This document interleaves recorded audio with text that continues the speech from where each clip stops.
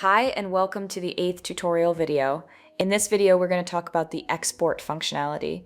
As an example, we have here a little sprite character in Aseprite. We can see it has 3 layers called layer 1, layer 2, and layer 3. And it also has tags for its different animations, move, attack, hit, and death. We can see in ColorCraft that it detects the different layers of the Aseprite file. We can choose to show or hide the different layers here. Now back to our export window.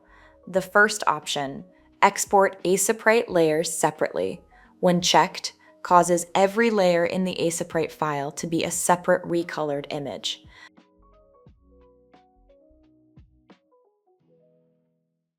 Our next option is to compile variations to Aseprite. This option will put all recolorations of an image into one Aseprite file where every recoloration is a separate layer.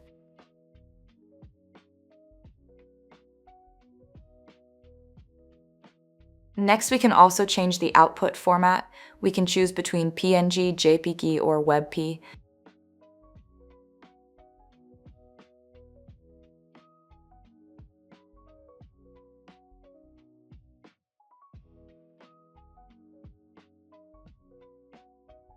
Then we can also choose to export in a Godot or Unity-friendly format as well.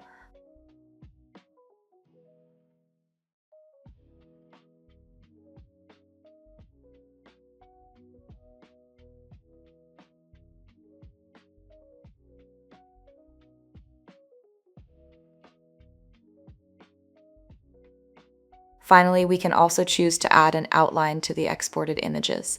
There are 3 options: inline, which adds a black line on the inner edge of the image, outline, which adds a black line on the outer edge, or both, which does both. Thank you for watching this 8th tutorial. I hope you enjoyed it, and if you do,